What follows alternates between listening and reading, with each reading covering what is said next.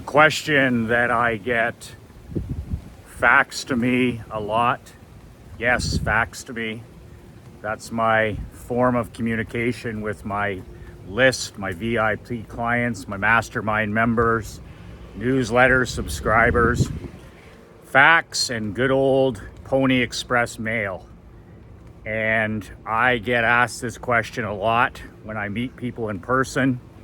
And I get asked this question a lot by parents of hockey players that I coach, students that I teach power skating to, and business owners that I meet at seminars and super conferences and closed door events.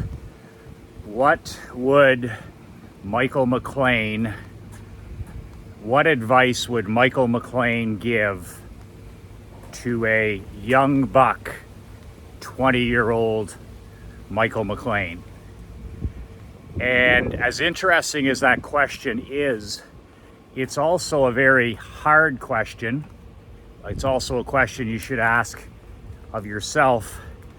But I'm going to do my best to tackle that in this video. I find it inspiring, motivating, and eye-opening. If you have children that are anywhere from the age of 13 up to 24, 25, grandchildren, then I think you may find my response interesting and maybe a bit of a surprise. As an entrepreneur of 31 years, as a pro and amateur coach for 22, I have worked with this age group of age all the way now from 5 right up to 21. When I was coaching pro hockey, my players were 21 right up to 36 years old. So I've had a lot of real world experience with these different age groups. So what advice would I give myself if I could turn back time and speak to a 20-year-old Michael McLean? If we could sit down and have a beer and talk about life and what's coming, what advice would I give? I was giving this some thought this morning when I was out walking. And when I was 20 years old, I was in university. I was studying psychology and sociology. I ended up with 2 of those degrees. And the reason that I was studying psychology and sociology was because I didn't have the high school grades to get into any of the university or college phys ed programs. So I started coaching in my last year of high school. I was 18, 19 years old, and I started coaching minor hockey as part of my, I guess we had to volunteer as part of our last year in high school. My volunteer was, I was coaching kids aged 10, 11, and 12 in hockey for the first time. I'd never coached hockey before that. And the first time that I hit the ice with these young kids in September of my final year of university, or of high school, I knew that was exactly what I wanted to do the rest of my life. I didn't know how I was going to do it. I didn't know what level I was going to do it. I didn't know exactly what I was going to coach, whether it was going to be hockey, whether it was going to be tennis, or end up in entrepreneurship and lifestyle and marketing like I am now. But I just loved working with young people. I loved serving others, helping others. I love the practices. I love the grind. I love the uncertainty.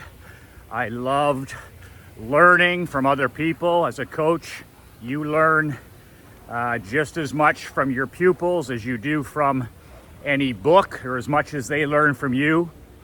I love the games. I love the public recognition. I love the losing. I love the winning. I love the pressure. I loved all of it. So at the age of 20, I continued on. I went to university. My My safety net was going to be, I wanted to be a gym teacher, a phys ed teacher when I was done university, go to teachers college. And if the coaching hockey thing didn't work out, I would be able to do the next best thing, which is go to work every day with shorts and a t-shirt on and work with kids, basketball, volleyball, football, you name it. So that was my unruly plan. So at 20, I was in university and I was actually coaching AAA hockey. It was my second year with that age group of 10 to 12. And AAA is the highest level you can coach in minor hockey. So I had gone from local Perth hockey, which was single A. I had moved to the city and I was now coaching AAA Pee Wee 10 to 12-year-old kids. So good level, serious. And for me, that was a step in the right direction. It's my obsession, it's my passion, and university, of course, was second. Looking back, the advice that I'd give to myself at that time to cut off years and years of wasted time, frustration, anxiety, is I would do what my dad's life is a blueprint for.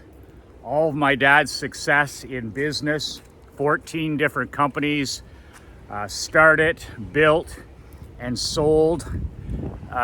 His life as an athlete, a Hall of Fame hockey player, his life as an amazing father, married 50 plus years to the same person, my mother, and incredible grandfather and an incredible community leader. Won the highest honor 5 years ago for community volunteerism that our province gives out. My dad worked to 85, retired at 85, and is living in his own house with my mom, 100% independent at the age of 88 years old.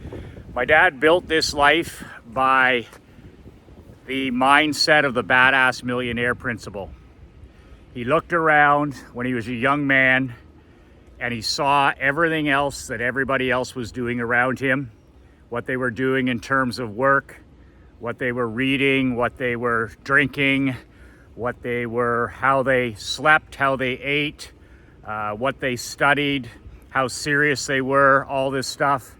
And my dad looked around and he did the complete opposite of the mediocre majority that he saw around him. The complete opposite. He's told that he's told that story many times to me over a sandwich and a beer when we used to have our daily lunches when I was in the insurance business, our Monday lunches, sorry. And he just said, I looked around, I didn't have any role models, I didn't have any mentor. My parents were long gone, he had been adopted. His brothers and sisters weren't experiencing a life that he wanted. He looked around and he did the exact opposite. Whenever he was in doubt, he literally took the other road, the road less traveled, and the results are in the life that he leads. So when I was thinking about this last night and on this morning's walk, I was thinking about if I could give one piece of advice to a 20-year-old person today, I would tell them in 2022, I would tell myself at 20 years old, Michael, look around at what everybody else is doing around me and do the complete opposite. That goes back to the badass millionaire principle that the majority is dead wrong about almost everything, especially money and personal success. I would save years, if not decades, of heartache, losses, embarrassments, wasted avenues, wasted streets, wasted time, wasted money, wasted energy. If at 20 years old, I just looked around and analyzed, really studied what everybody else was doing, and then just did the exact opposite. That would be my number one piece of advice if I could turn back the clock that I would give myself. I didn't start living a badass, renegade, head the opposite way, unique lifestyle until 18 years ago. So that's a lot of water under the bridge where I went the same direction as the herd. I followed the crowd, and as a result, you get average results, you make average money, and you have an average life. You climb the ladder, so to speak, instead of leapfrogging to the top, and you have a life you fit in instead of standing out, and you have the life of an average person instead of a contender, a champion, and a lion. So that would be my number one piece of advice. To break that down, I would sit down and I would tell myself, I'd be very specific and say, okay, when I'm looking around and I'm seeing other kids that are 20 years old, what are they doing that I want to see and want to head the exact opposite way? And the big thing would be today would be the use or misuse of technology, how kids, teenagers today, young adults in their 20s, the inputs versus the outputs. That would be some stern advice that I would give myself about, I would say, Michael, your brain is a bicep muscle. It's a muscle, no different than your bicep. And to build that bicep up, you got to eat right, you got to hydrate, you've got to exercise, and you got to build that muscle. And if you do that every single day, you're going to build that muscle. It's going to get stronger, it's going to get healthier. But with technology today, with the constant negative inputs, whatever we're putting in our minds at 20 years old, is that making the muscle stronger, or is that making the computer weaker? And that can be everything from constant connectivity, addiction, to texting, email, TikTok, social media, all the negativity that comes with that swamp. And at 20 years old, I would certainly tell myself that it's all about positive input. Important input will give me the output that I'm looking for.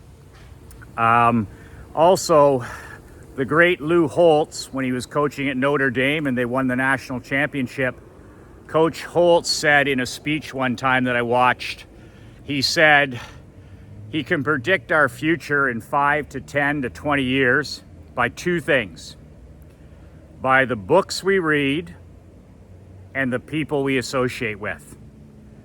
So that was taking Napoleon Hill's principle even one step further. Napoleon Hill said, we are the average, you are the average of the 5 people that you spend the most time with. With that being a fact, a law of life, Lou Holtz, Coach Holtz, actually added in, and the books that we read. So his recommendation that day to his football players was, hang around outstanding people and read great books. I read that book when I was about 30 years old, and I remember it having an impact because I had become a reader. I had become very aware of who I was spending my time with and not spending my time with, and that had an immediate huge impact on my life. When I was 20 years old, I wasn't reading any books, and I was associating with people that were fun to be with. All my friends had sports in common. They had drinking in common. They had having a good time, partying in common. And so that's who I associated with. So that is the second thing that I would emphasize to a 20-year-old Michael McLean, is who you associate with matters, and the books that you read matter. And I would emphasize that if I want to be a certain place in 5 years, 10 years, 15 years, 20 years, the two things that are going to have the greatest impact are going to be the people I associate with and the books that I read. So that's what I would recommend. As I was thinking about this morning, there's one other thing that may seem a little bit odd, but my life turned around for the better when I stumbled onto the passion, the real purpose of my life, which is coaching. I don't care if I'm coaching hockey, I don't care if I'm coaching tennis, I don't care if I'm coaching marketing, lifestyle, masterminds, webinars. If I'm coaching, I'm at my happiest point. That's my purpose on this world. My purpose now is to serve 1 million businessmen, to help them have better businesses, help them have better marriages, relationships with their children, physical and mental health, time management, and to help them live life and do business on their own terms so that they can follow their own true passion. The sooner our children discover the one thing, the purpose, the obsession, the passion, I say the one thing they can't shut up about, the one thing they cannot not talk about. And you know what I mean from talking to a person who's got a passion, say, for the sport of golf, or who's got a passion for college football, or who has a passion for downhill skiing, or a passion for jet skiing, or a passion for physical fitness, whatever it is. The sooner we can expose our children to this obsession, this absolute passion, the better off they'll be. And I was fortunate enough to stumble into my passion at age 19 when I was forced by my phys ed teacher in high school to volunteer and coach a team of young hockey players that I didn't want to coach. I didn't know anything about coaching. I wanted to play, I didn't want to coach. And within minutes of volunteering my time, I was able to stumble into my passion. And then the reading of the books, the setting of the goals, the choosing better friends, the not following the crowd, taking the road less traveled, that all fell into place because I had that obsession, that passion, and I had found my true purpose. I didn't know exactly what I was going to do, but I knew that it was going to involve coaching at some level, which it has. And that reminds me of one thing I just want to add before the end. And this is just something that's come to me when I'm walking here. Imagine that. Is everything great in my life, everything significant in my life, my wife Krista, the businessmen that I work with, my parents, my good fortune, any luck I've had, has come from community service and serving other people. When I think about that, I met my wife Krista through the Rotary Club of Perth when I was president or vice president of the club, I can't remember, and I was raising all money for different organizations, the food bank and the Guatemala Stove Project and all this other stuff. But I accidentally met up with my to become wife Krista at a Rotary get-together pub night on a Friday night when I was working for my dad. So my best friend and partner in life, I met through the Rotary Club, and she wasn't a member, she was just there visiting. She had just returned from 3 years teaching in Colombia. It was pure 100% luck that she had come to the event with her mom and dad, and the rest is history 15 years later. Even any of the dogs that we've rescued, they all came through my charitable work with those organizations. I've met so many incredible people through volunteering in hockey and tennis and other sports. And I mean, the list is too long to even share, but so much of the really good stuff in my young life started to exponentially grow the more it became less about Michael McLean and it became more about serving others. And that's a tough message to sell to a 20-year-old man. I mean, I wouldn't have been buying that. But as I got wiser and I got older, I learned gradually that it's not all about me, and that when I stop and focus on other people, the whole I give through is the whole that I receive through. And the key to living is giving, and to always have that attitude of gratitude. So that would fall on a lot of deaf ears of a 20-year-old Michael McLean, but that is a seed that I would plant. And that is a seed that I plant in my daughter's head. These are all the things I'm talking to Emery. She's only 9 years old. She doesn't understand exactly what I'm saying, But as a parent, I think it's important that we plant seeds, that we talk about things that can help and even rescue our children as they become wiser, older, and more mature. It may be blank stares now and lost and over the head, whatever you want to say, but planting those seeds to me is critical.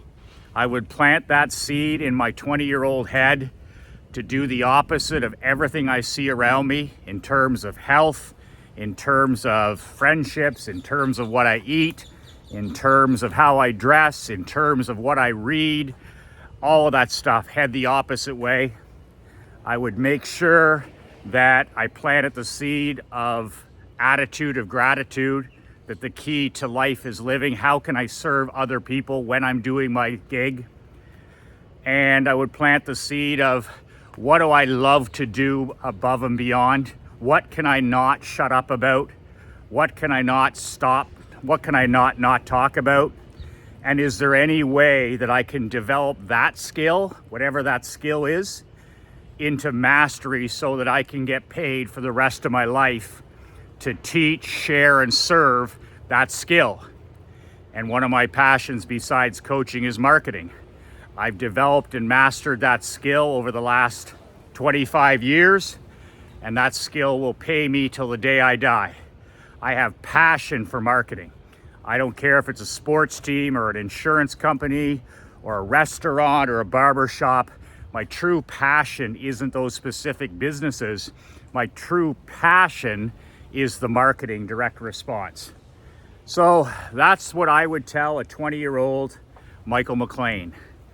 And I hope that if you have children that are in that age, I've had a lot of experience coaching players in these age groups. And one last piece of advice that I would give you as a father and a grandfather is just when you think your son or daughter isn't listening, just when you think they're not watching and they've tuned you out, there's no such thing. And I know that from 22 years of experience as their coach, not their parent, not their dad, not their mom, that what you say, and more importantly, what you do and what you model is what they're going to do and what they're going to model. Everything from cell phones to work ethic, to study ethic, to drinking, to drugs, to fitness, to books, to reading, to sports, to watching television, to you name it, the music you listen to. Those eyes are always watching us. And just because your children are teenagers or young adults does not mean for a second that they're still not watching and listening. They may pretend that they've tuned us out, but it's not true at all. My dad's 88 years old, and I watch him every day I'm with him. I listen to what he says. I listen to how he says it. I watch what he's doing in his retirement. I listen to everything my mom says. I watch everything that she does. And I listen and I learn, and they're 88 years old. So always keep in mind that there are impressionable eyes watching.